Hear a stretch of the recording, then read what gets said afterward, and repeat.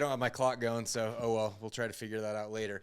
Appreciate everybody tuning in. It's been kind of a whirlwind couple of weeks. Once again, Dan is not here. He's actually taking some much needed vacation time. Last week he was out at Humana's Broker Advisory Council, so part of an exclusive group there, and he's going to come back. I think we'll film a podcast next week. He'll talk a little bit about that, but I'm in saddle. We've had a lot going on here. Last week we had what we call our agent elite training, or our elite agent training, and we had agents from all over the country fly in.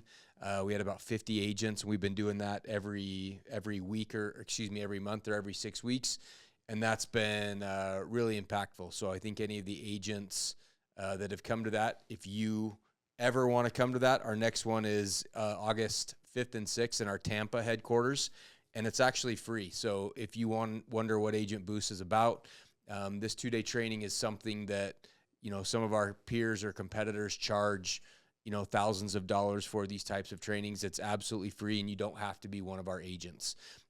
Go in on our website, agentboost.com, and on event registration, you can register to come.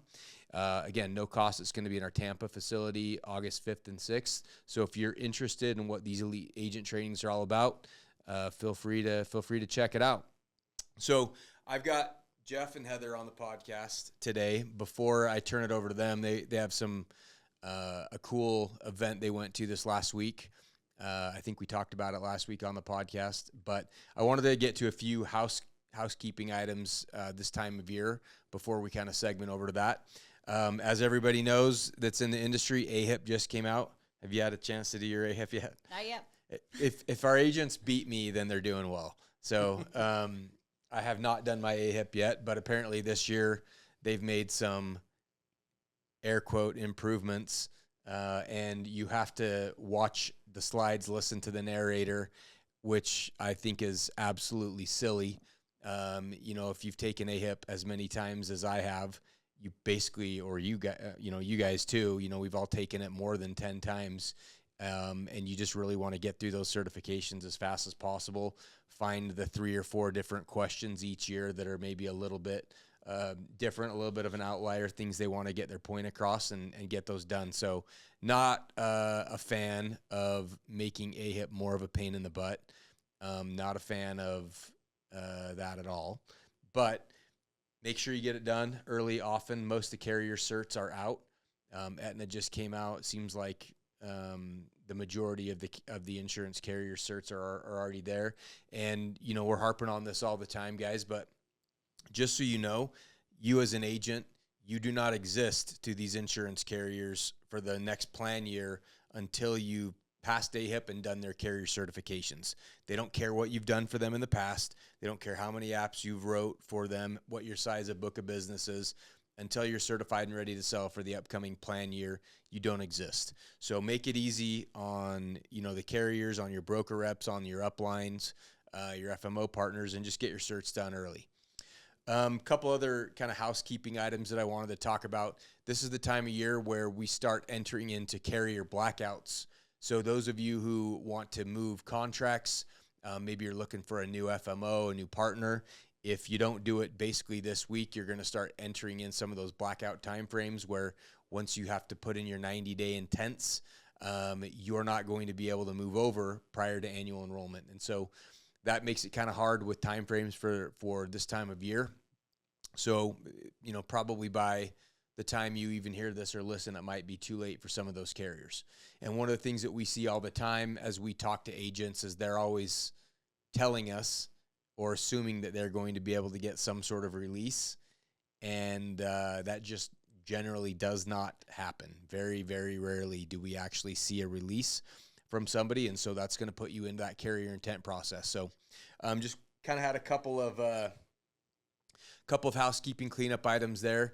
But why don't I kind of wanted to turn the time over to you guys to talk in depth. You had the opportunity to go to a cool CMS event. Jeff, why don't you kind of tell us about what that event was? And yeah, so Heather and I were in Washington, D.C. all last week. We were at the CMS meetings. Essentially had all the large agencies there and brokers from across the country, and I think they said about 2,000 people joined online as well. And, everyone flew over from almost all parts of the country. I knew most of the people there, and we also did a little bit of lobbying on the big, beautiful bill because there's some ACA subjects in it. And, the first day we flew into Washington, D.C., the first thing we did is we went and met with some senators. Senators were really open to sitting down and learning about it. I was actually shocked about how much they know about the bill, and I thought there was parts of it that they would have no idea about, and they really knew a lot of in-depth things, and they liked what we had to say as well. So this CMS event, this is, correct me if I'm wrong, but CMS has not done an event like this for a few years, right? Since probably I don't know if the Biden administration did it. Last year it was virtual only. Yeah, so that was one pretty common and consistent comment, was that the prior administration's CMS team was much less accessible, and I think Dr. Oz really wanted to have one in person from what we got told, and that was kind of one of the big kickoffs with it. And then the timing of this, they're going to start doing it every June moving forward with it as well, and it's in person. So is that Health and Human Services building? What's the name of the building? Technically the name? Hubert Humphrey Building. That's right. Nice building. Security's a little bit crazy getting in with it, but they at least let you bring in water bottles there because it was like 103 degrees and humidity was like through the roof. So I appreciated that. But here, let's dive into the CMS part, and then we'll get into all the other stuff with the senators. Yeah. So was it the Hubert Humphreys building in DC? Yep. So that was the HHS. Yep. So got to go in there, got to see all the past people on the wall that have run it. Kind of an interesting thing. And then I thought what was really cool about it, you had a lot of people there from 2016 to 2020 during the past Trump administration who just got back inside the building in the last 90 days, who weren't there for 4 years and are kind of just jumping right back into it. And some of the stuff that they were talking about was, hey, these were things that we were working there but really weren't changed during the last administration. So we were able to jump into it. And some of the stuff we've had to completely reverse course in the last, their first 100 days and get stuff going back up again. So that was really interesting. But, essentially we got there early morning, saw everyone, kind of chatted it up for a couple minutes, and then jumped right into it. And the first thing that happened was Dr. Oz got right up on stage. Very, very cool guy, I have to say. You see why Trump picked him to lead it. And he even said that Trump specifically told him, "Are you sure you want to take this job?"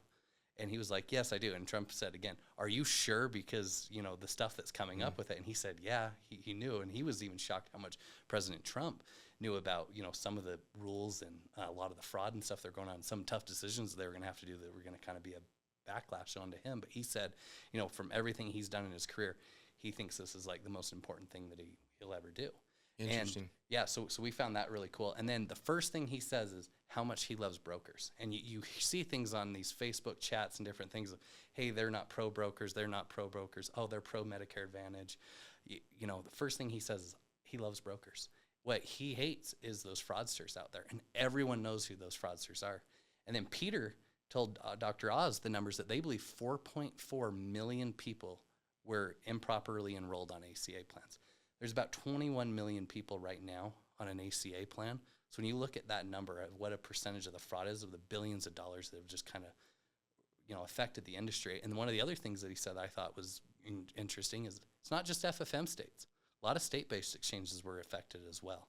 So one of the things that was dropped on Friday was the new CMS final rule, right before we went to this meeting, and 150% is going away. And he talked about that. And the reason for that is that's where they've determined the most amount of fraud was done with that SEP and election code. The second most was loss of health coverage, which is already now you have to show proof, which you should have been able to do in the first place. There was no reason for them to not have that document to be uploaded. So as we know, with those two SEPs, they were heavily utilized and abused all year round to essentially, do business. I think it was nonstop. About 90+% of the business was just used on that 150%. And another 5% on loss of health. And really, that 150% of FPL wasn't really verified. So not at all. Nobody's there's been no checks, and just kind of been like an open door, like other parts of the people country. Are just they started out with loss of health coverage, and they realized, oh, this 150% SEP is even easier, and that's what the last big flood has been the last 18 months, especially going into the fall of last year. That's where we saw the most fraud coming in. So. Essentially we've gotten now a date. It's August 25th. 150% is going completely away. You will no longer be able to use that SEP. You should have some announcements in your email address by the time we film this podcast. But I think it's a good thing for the industry personally. I think you got to close the gap. You got to show proof. For Medicare, any type of enrollment, you have to do things. Why do we have a health product that's run by the same organization that's just kind of a free-for-all? So we personally appreciate the stuff that they're doing and some of the rules that they're adding into it. Obviously, nothing's going to be perfect, and that's some of the stuff that we talked about there, and other agencies were all kind of griping about the same things. But from a big level, at least they're trying to do something here to stop stuff.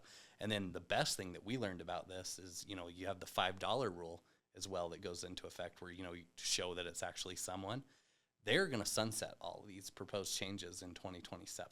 So 150% won't come back no matter what, I can tell you that. Mm-hmm. But everything else, it'll be sunsetted in 2027. The reason for that is they want to clean this all up. So talk a little bit more about the $5 mechanism that they're looking to impose and how they're going to do that, when, and what's the intent of doing that. You want to jump into it? Yep. So the intent of it is so they kept saying a lot of the time, we know there's a lot of fraud and we need to put a cork in it to try and stop some of that fraud. So a lot of people who were improperly enrolled are on $0 premium plans. So maybe they got employer coverage. A lot or all? A lot. Yeah. Yeah. So they didn't even realize that they needed to cancel their coverage. And so it would just renew year over year over year. They wouldn't use it because they didn't even remember it was there because they weren't paying for it. So the mechanism of the $5 is, hey, we want to make sure that if they have coverage, they know about the coverage. So if they don't go in and actively confirm their eligibility with a broker or on the marketplace itself, it's going to renew, but it's going to have at least a $5 premium. So let's talk specifically about some of these people because, as we've heard and know, there are people who maybe they're extremely low poverty, maybe we don't know where their records are at, maybe their legal status was in question, maybe they're experiencing homelessness. These are all people who have been enrolled because technically you would think that, there would be some sort of, if they were filing taxes and reconciling this at the end of every year, yep. They would have some sort of tax implications and know and say, hey, I wasn't on a policy that I'm aware of, or I should have been off of this. So are these people that, essentially for one reason or another, they're not paying attention, they're not filing taxes, but nevertheless, they've had somebody slapped a policy on them that just keeps renewing year over year? Well, in the past, you could go for 2 years without filing your taxes without losing your federal subsidy. So another one of the regulations is that you have to file your taxes every year. And if you don't reconcile that tax credit, you're no longer eligible for the subsidy. So that's another one of the regulations that's going into place is that you have to file your taxes every year. Yeah, and the main corporate why they're putting this $5 on to show that you're an actual human is there's a lot of bad brokers out there who have gone around and they even talked to homeless people and just enrolled them on plans. They don't file taxes. They don't get anything. People are getting their tax stuff because, tax season was just a couple months ago, and that's what really brought this number from, at first it was supposed to be about 250,000 people up to 4.4 million people. Was there's so many people out there who have an employer coverage. Well, hey, guess what? Surprise, you had an ACA plan last year because this random broker switched you. Oh, and by the way, did you know you were switched 12 times during that month? So that's why they're putting the $5 on there, because if you're not touched by an agent, what did they say? Was it 80% of the 80% of policies were are automatically renewed last year? So what that means is you were on a policy for 2024, no agent, no one touched your policy. You were just automatically re-enrolled into the same policy for 2025. When they noticed that many of them weren't being touched by anyone, that there had to have been fraud attached to it. And, people are calling in daily going, hey, I have no idea I had ACA insurance. Well, guess what's happening? And that's getting kicked back to the carrier. Guess what the carrier's doing? They're now looking at the brokers. And Ambetter told me at this meeting, they termed 1,000 brokers last week. 1,000 brokers Yes. got termed last week by Ambetter, which is the biggest ACA carrier in the country. That I was blown away that 1,000. It would have been nice if they termed those 1,000 18 months ago, Yeah. but I Yeah. mean, I think this was better actually late than from never. recent stuff that people were doing. I don't even think this is like some of the real bad ones that we all know their names from the past. I think this is recent brokers So, carriers are getting pressure from CMS. You're going to start seeing that these people who are doing bad business, they're going to be pushed out of it, I believe, probably by 2026. So the way the $5 mechanism will work is who's going to collect that payment? So the carrier will collect that payment as soon as they verify their eligibility. So let's say February comes or January comes and the consumer hasn't verified their eligibility. They call their broker, they verify their eligibility, $5 goes away, and it goes back down to the zero.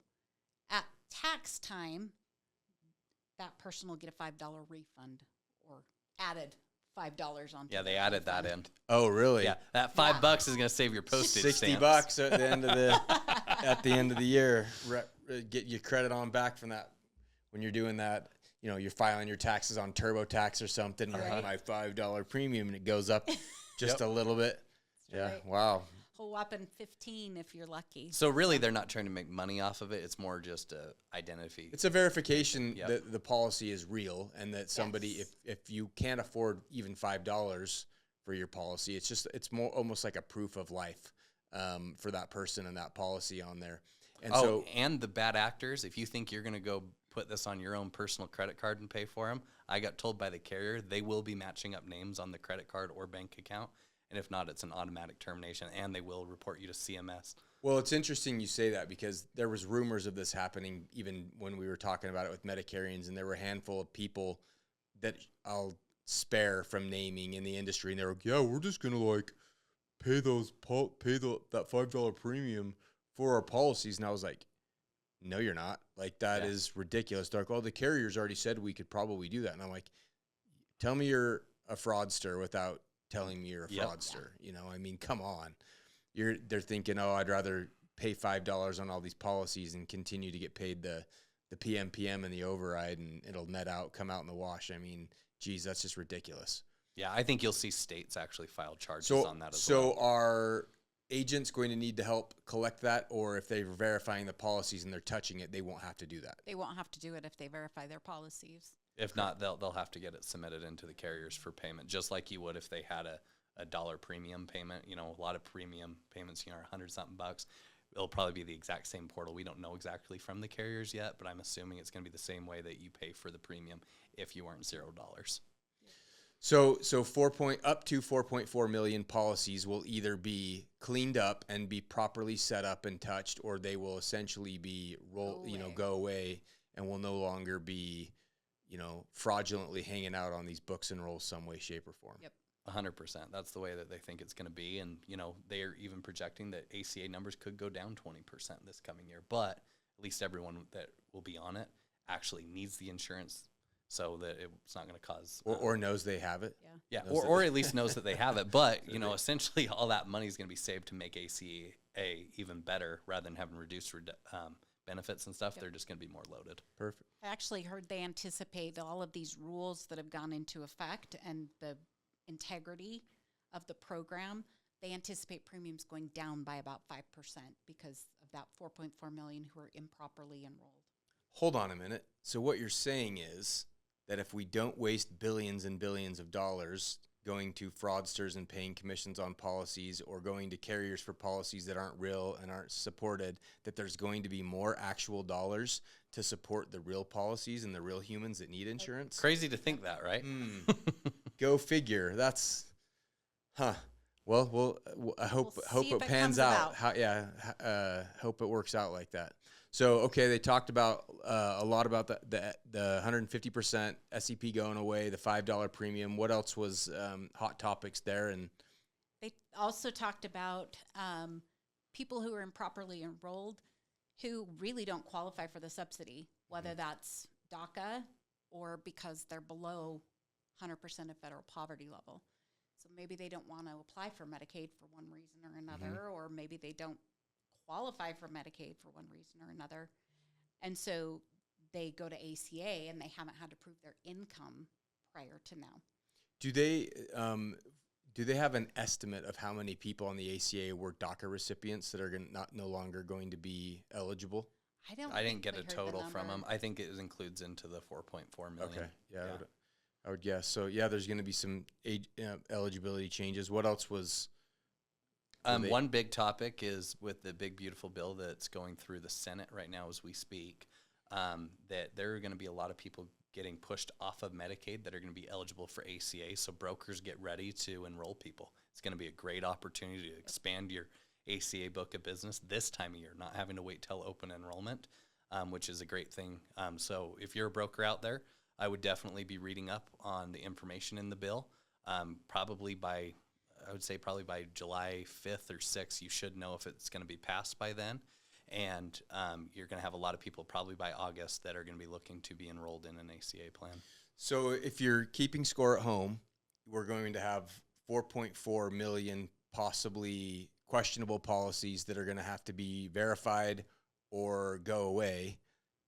However, there are up to 11 to 12 million people estimated that may be affected by Medicaid realignments or cuts that would then potentially be interested in ACA. So it sounds like, at a macro level, there's a reshuffling of the board, a reshuffling of the eligibility, and essentially trying to get the right people qualified for the right fit of coverage on actual income eligibility versus just, shoving everybody towards ACA or overly qualifying everybody for Medicaid. Is that a... Yeah, one of the other things about the big, beautiful bill that they're proposing is that in order to continue to qualify for Medicaid, these people are going to have to work. It's pretty minimal in my mind, 80 hours a month that they can volunteer or work. So some of these people who have just been on Medicaid for years and years and years, now they have to work at least part-time. It could make them eligible for ACA. Yeah. I mean, I think that's probably one of the hottest, topics going on in the country right now is Medicaid eligibility. And look, I don't think any rational, reasonable person wants Medicaid or, these legitimate government assistance programs cut for those people who qualify for them, who should legitimately be eligible for these, safety net social programs. But I think, any rational, reasonable person can see that they've probably been used and abused and taken advantage of for a long time. And there's a lot of, whether they be fraud, waste, or abuse, there's a lot of people on these eligibility that probably shouldn't be on there, and that's, a major part of this administration as far as cleaning up some of the checks and balances and trying to get a hold of the spending in some of these places. Look, I know people personally that game the system, and I know they make hundreds of thousands of dollars a year, but yet somehow qualify for Medicaid. And I'm like, come on, man. Like, really? You need to be taking dollars out of the Medicaid system when you're, a wealthy individual. I don't want to call anybody out specifically here, but there's another individual where I'm going, I know for a fact you are a multimillionaire, and because of the gamification and playing the system, you carve off and your whole family is getting Medicaid and literally, in my opinion, stealing money from the taxpayers and your fellow citizens. So there's definitely a lot of people that I think justifiably should be realigned. Oh, 100%. And I think both sides of the aisle from meeting with the senators is, everyone wants the people who actually need it to have Medicaid. It's those type of individuals and stuff where I think both sides really want off. But the problem is no one in Washington can get along to just get this done. And where it's really hurting is your individual state where you live. They're the ones who are getting hit with the Medicaid bill that's just crashing it. Look at California, for example, on their Medicaid. A lot of theirs, too, is, people who shouldn't be on the plan. But it's just killing the way. And you look at the states that are having the issues, look at their tax rate. It all coincides into one. Yeah, I mean, we could, certainly delve off into more, political topics here, but we're all trying to figure out kind of the lay of the land, the landscape for this coming annual enrollment and open enrollment for ACA and Medicare. And ultimately, how can you best serve these people that are going to need to be helped? And I think that if you are paying attention to these changes and these shifts, we're talking about millions of people in their reshuffling of their eligibility, right? And there's going to be people that are getting ACA subsidies that are probably going to have those reduced or kicked off. They're going to need to find some sort of either alternative plan. Is short-term going to be coming back? Is that going to be a viable mechanism? You have people that are getting Medicaid, and depending on, the way that our government moves, like I said, up to 11 million people could be now eligible for some sort of subsidized ACA plan, and there's going to be a tremendous amount of opportunity there. And then you have this other bucket of 4.4 million people on the ACA already, that need to be verified or are going to be falling off the rolls as well. So just what we've talked about there, that's massive work that needs to be done by good brokers and good agencies. I think one of the other things that I would say that we heard time and time again, they published this proposed rule and put it out for public comment. And in the past, you and I both know public comment was like in one ear and out the other. And Thanks, but we hear you, but we're gonna do this anyway. Yeah. So they said time and time again, we heard in public comment, this is what it was. So this is what we chose to do. One of those things was the time frame for open enrollment. At least for this year, it's going to be November 1st through January 15th. So they got way too much pushback, and even the senators were like, our offices were even getting blown up about it. Yeah. CMS people are like, there was no way we could make that change, especially with all the changes going on with Medicare. They were trying to reduce it down to 6 weeks, correct? They were trying to do it to, what was it, 45 November days. 1st through December 15th was the proposal. Yeah, we were all thinking, Yeah, it is. look at all this reshuffling that needs to happen. Somebody's got to perform that work. That is coming next year, though. So it's A slimmed down enrollment. enrollment. I think once we get a handle on things, I think that's probably more, Yeah. more doable when there's not as, you don't have millions and millions of people in flux all the time. You just have, and I think that's good for brokers, right? Yeah. The industry, CMS, for their individual health, for the brokers, for the beneficiaries on these plans, nobody likes to have to flip-flop and change their plans all the time, and nobody likes to change their health insurance all the time. People want that consistency. You want to be on a plan that works well for you, that is affordable, and you want to be able to stick on that long term. And the industry's really kind of, for many different reasons, evolved away from that over the past 5 or 6 years into this. Even on Medicare, everyone's got to flip-flop back and forth all the time and look what's next and look what's not viable and change. And it's just not sustainable for anybody. I mean, let alone, us brokers who are ran ragged every year, not just during these enrollment cycles, during OEP and AEP, but literally all year, where you got to join the rat race and keep up. Otherwise, your whole book of business could get cannibalized. Yeah. And then about midday through, they go to a closed door session for large agencies. Obviously, we were part of that. What that entails is it's all the agencies in the country that bring up about 50% of all enrollments were inside this room. So there's just a handful of agencies there, but it equals out to about 50%. That's where we kind of have a one-on-one with all the leaders of CMS, where we can kind of gripe rather than doing it in a big public forum and kind of tell them, hey, this is what we're seeing. You know what the crazy part is? Every single agency in the room had the same issues. It wasn't like any of us were like, well, this is the issue, and we all kind of had the same solutions for it, and they were listening to it. And I truly think that they're trying to get this fixed, but that's why they wanted to hear from us. Some of the really cool topics, if you're a broker out there, that all of us agencies were griping to them about was, if you're a carrier in a certain state, but you're not allowing every single agent to contract with you. I'll give you an example. Alabama Blue and Florida Blue. It's a lot of the blues that have this issue. They only let you if you're a agent in that state, and some of them are even, I'm not calling out just those carriers, is you can only sell their product, you can't sell the other ones. Well, that's not right for the consumer. And telling that the CMS people there in the room, they were kind of like, yeah, how's that right for a consumer where you can only sell one product when we're brokers? Then we should be able to offer all of them. But the issue is, let's say we're here in Utah, I have someone in Florida. Well, I can't quote Florida Blue because I'm not a resident of Florida, and I can't be contracted with it. Well, a lot of us control most of the business that gets through to CMS. We're not doing what's right for the consumer. And when you're not doing what's right for the consumer, that's where the issue is. And it doesn't, I'm just using those two carriers. We have our own regional carrier in Utah that has kind of the same rule if you're not in the same areas. There's so many different carriers, and we need to have an even level playing field just like they do with Medicare. Well, I'll tell you, that's one thing that's CMS is looking at from a macro level, right, is some of these arrangements, because there's such an emphasis and we hear all the time about steering, right? And I'm like, me as an agent, I don't even really know how I could steer somebody these days, because I'm going, do you let me contract with you and represent you? Do you pay me a commission for doing the work I'm doing for you? And then you're left with whoever's left over. And CMS and the industry is evolving to this place where on the Medicare and ACA side, you have entire carriers. And I get it, right? A lot of it's been protectionism because they don't want to let some of these fraudulent brokers or call centers in. They don't want to let the wolves into the foxes into the hen house, so to say. Yep.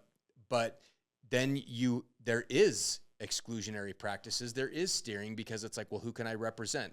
Well, I only can represent these handful of carriers, so I'm going to steer, or I'm going to force or only make those recommendations, and there isn't that open access. And it's the same thing on Medicare. I mean, you have carriers like Kaiser and some of these others that run these ACOs, and again, they want to protect their way of doing business and make sure that good quality business comes in the front door, but it is exclusionary, right? And then it does not promote, fair, open presentation of these different plans.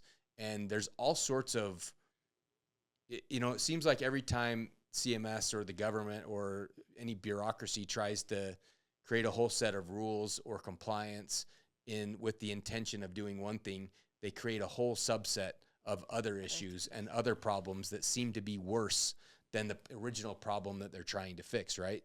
And I know that in these high-level discussions we're having with all these carriers, captivities and these certain arrangements that promote some sort of or some sort of biased steering in some way are under scrutiny. And I think CMS has a really, really tough job of trying to fix all of these problems, because there's always going to be some sort of external set of circumstances that are beneficial to one carrier or the other, or a subset of problems that they're trying to solve. So sounds like that was something that because it's a problem for us, recognize it, yeah.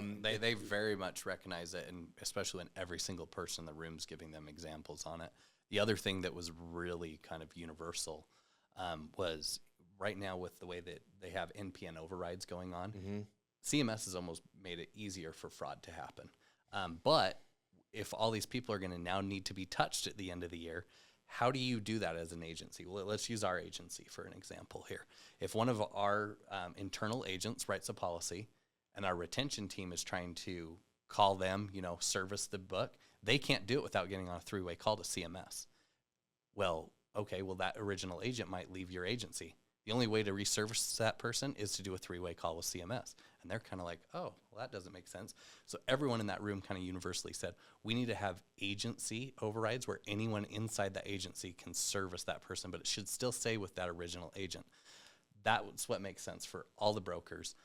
It's one of the biggest issues that they've got right now, and I think that could be something that we could see changed by the fall, because they realize with that $5 rule going into effect, there's no way you're going to be able to get a hold of every single person, especially one person who you might have been using as the NPN override, because the carriers won't let you transfer books of business. And what that means is you're talking about NPN heaping, like where everybody writes under one principal NPN. Yep. Yeah. So what do they talk about going, like, because that's a horrible, horrible thing that Dan and I have railed about for years and years.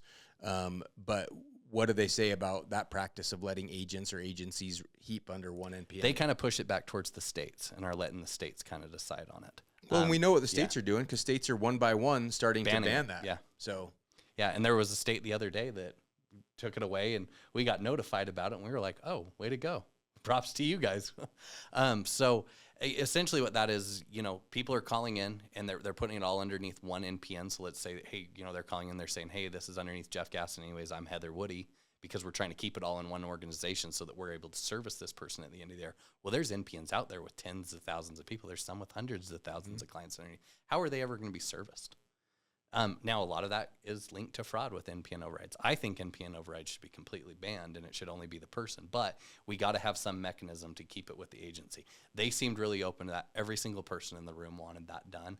I would suspect that we're going to see something allowed inside Health Sherpa probably, where it allows you to have an agency where you can go in and service the book of business, or at least have another member that you can assign to it that can help service it. So let's hope that they listen on Yeah, that yeah. one. And what Jeff's referring to, it actually worked in reverse for Agent Boost. I mean, we were the victim of trying to do it the right way, where we had a lot of our W-2'd agents writing policies, writing ACA policies under their own NPNs because, you know, that's the way you do it on Medicare, and that's the way we think that morally, ethically it should be done, is who's the writing agent, who's the one having these conversations versus this nebulous catch-all NPN.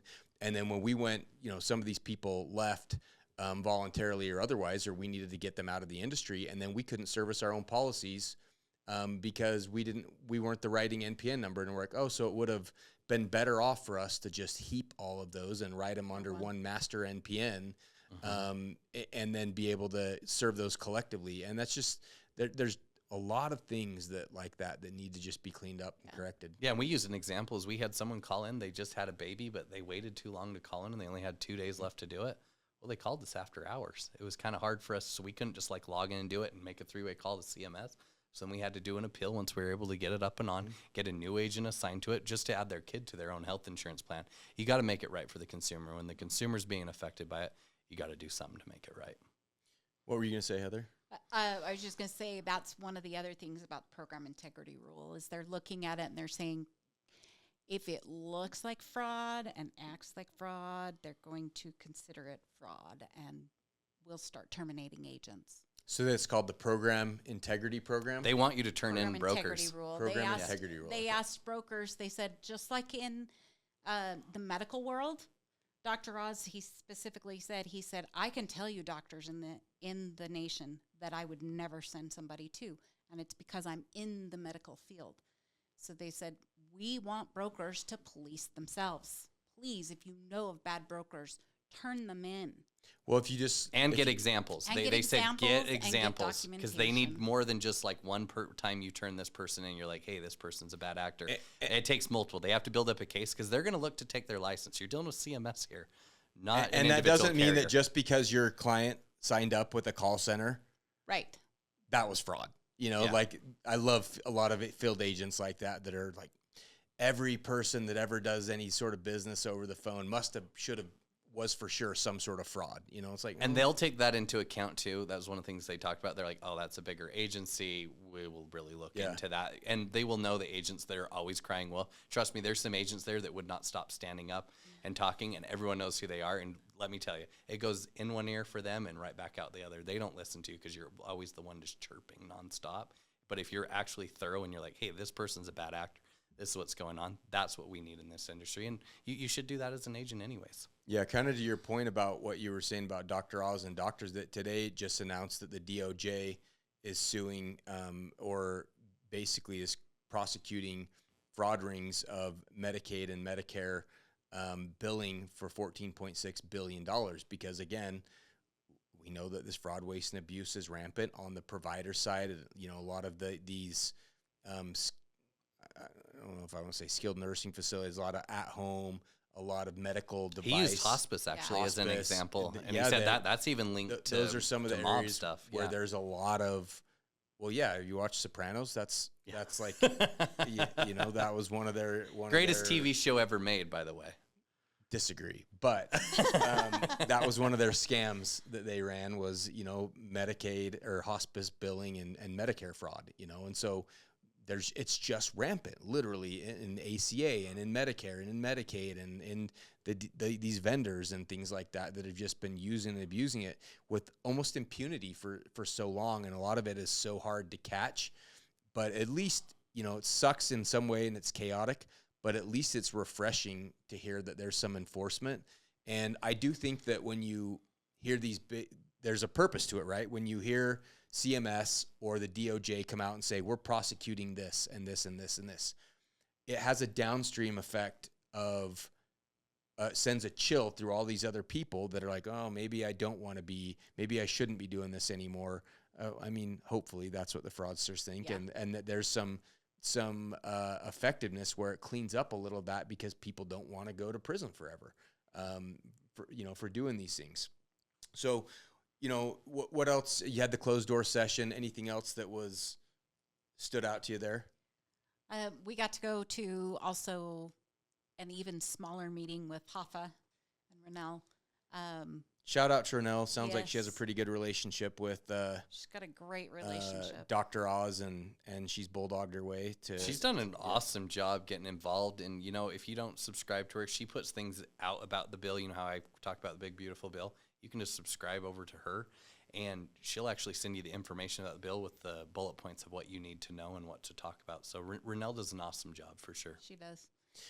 I really, again, it's hard not to talk politics on this, but I really hate how there's so much in these omnibus bills, right? It's like, freaking, let's break some of this out. Give us a healthcare segment of it where everything's not all lumped and tied together, so we can carve it out part and parcel where we can talk about some of these things and pass it individually instead of being this be all. One of the senators told us too, keep an eye out on the amendments that they make after they do the initial vote, which I think they did on Saturday, which we got an indication it was going to pass no matter what, and it was the exact number that they told us it was going to pass on. But they said keep an eye out on the amendments that senators put, and then they have to do a roll call vote on each single one. He said there could be some provisions in there that could really drastically change stuff for Medicare, ACA, or even Medicaid on it. So that'll be yet to be determined. I think that'll be, today's Monday. It's supposed to be this afternoon when that stuff starts, and I think they have 11 hours of deliberation on that. So we might have some new things in store for us. Yeah, lots of stuff. So you said there was even a more, kind of intimate. Yeah. People like the deputy director who works directly with Peter Nelson. Mm-hmm. I sat at the table with her, and she talked about what they're seeing, what they're doing. We even asked her if she'd be willing to come out and speak at our event, and she said, yep, just file a request for somebody to speak, and they'll come out and speak. Love it. Yeah. And that's for anyone across the country. If you guys have an agency event or anything out there, CMS wants to be involved. They want to be front with you.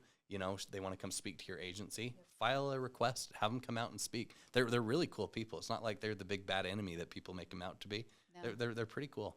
They are pretty cool. Last couple things of things I never thought I'd hear. Yeah, last couple things about the closed door session. They wouldn't let anyone in there. It was our friends from Health Sherpa said that they couldn't even get into it. Really? So, yeah, there was lots of people they would not let into it because they really wanted to hear what the brokers were seeing kind of on the front lines and how they can try and get stuff changed. I took away from that is they want everything fixed by 2027. 2026 is going to be a fix-it year. They want ACA to succeed for 2027. So I would imagine we're going to see a couple more changes, but I think it's what they're hoping for is for the good. But the thing I took from it is what Peter said. He is bullish on ICRA. So there's a lot of stuff that needs to be changed in ICRA to get it going. But I would imagine by 2027, what are we going to call it post Big Beautiful Bill? Choice. Yeah.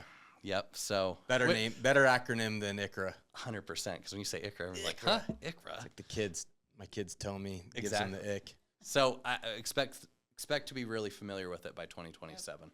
It was, I would say, too, one of the most interesting pieces about that closed door meeting with the large agencies is it wasn't like you were just sitting there and a few people were talking. They specifically called on, in fact, they called Jeff out. Yeah.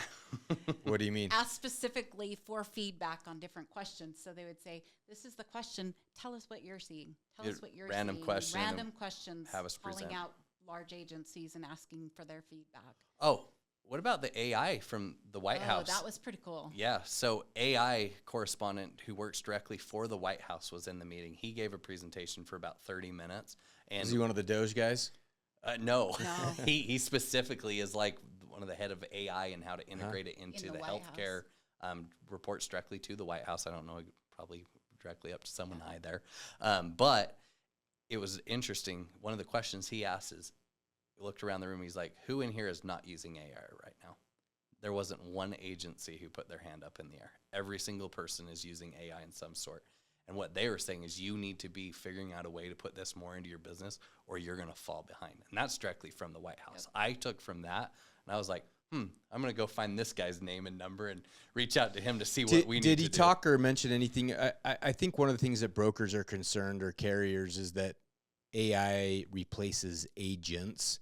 And I think that's a really bad. One of the agencies brought that up to him. What did he say? And what their thing was is, hey, right now you have AI actually doing these enrollments on the three-way calls. How do we stop that? Well, there's no perfect way into it. He didn't have an exact answer onto it. But CMS was aware of it, and they're looking into that. But what they said was, hey, what about AI just doing these enrollments completely? And that got put to a quick stop by CMS. Is no, you have to be a licensed agent to push the submit button.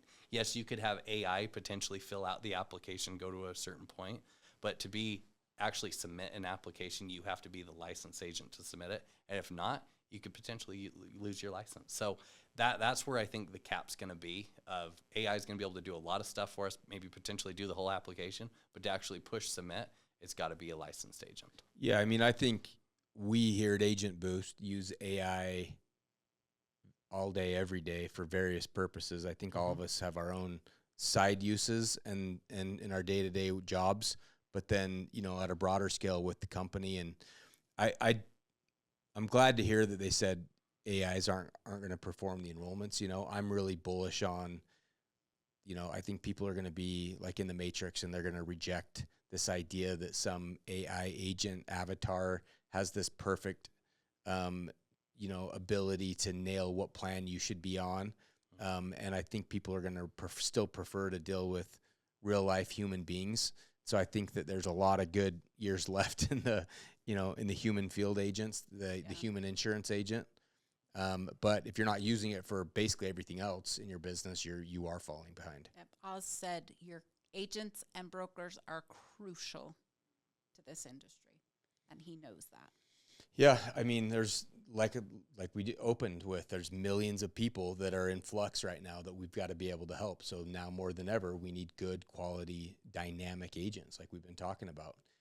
Any final kind of like takeaways that you had or epiphanies while you were out there? I think there was a lot of really high up individuals with the carriers there, getting to talk with them.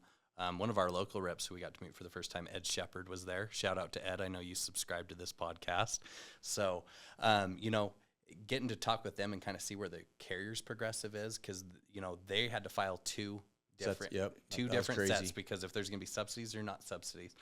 And kind of talking to lawmakers up there, I think there's going to be something really late in the fall that's going to bring them. But as of right now, we need subsidies, extend the subsidies. Mm-hmm. Yeah. But right now we need to proceed like, hey, they're not going to be in there going into next year. And what I kind of took away from that, I think we're going to see carrier expansion in 2027.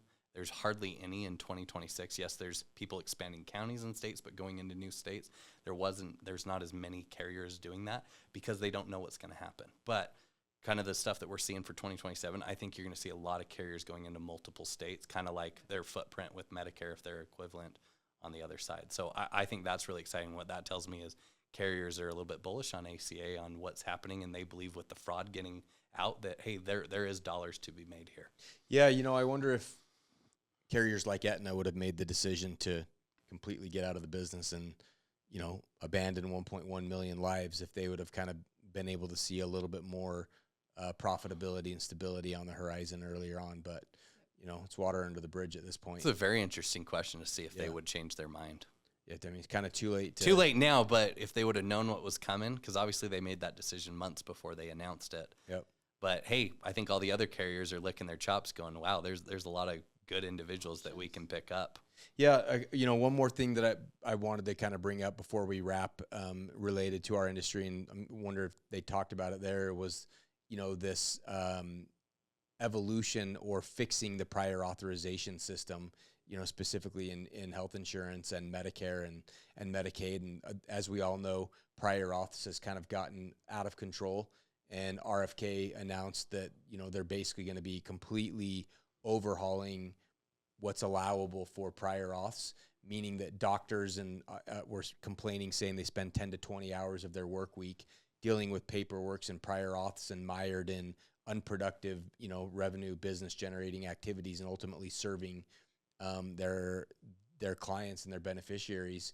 And I think that'll be really good, right? I mean, that's been one common complaint against carriers recently, is that they've become a little bit too aggressive on the prior auths and not approving things. And so I'm excited for some evolutions there as well. Did they talk anything about prior auths there? They didn't. That kind of broke while you guys were out there. So yeah, they didn't speak anything about it. The closest thing was some agencies brought up on ACA is it would be nice if there was a HRA on ACA like there is on Medicare. And what they were saying is even give money to the agent for getting it filled out, just like they do on Medicare.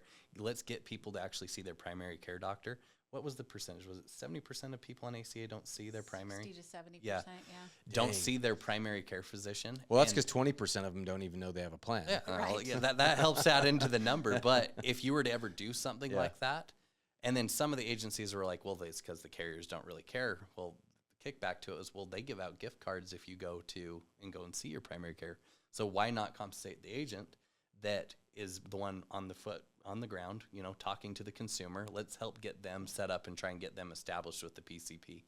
It's just talk, but I mean, Medicare's done really well. They're both used by the same organization. Let's take obviously Medicare's not perfect, but let's take the things that work really good with Medicare and incorporate them into ACA rather than trying to start from scratch with ACA. That was kind of a lot of topic that people were saying is let's pull the good things from Medicare and add them into ACA. Let's not obviously bring everything over from Medicare, but let's take the good things that are really working and let's try and get these numbers up and rolling.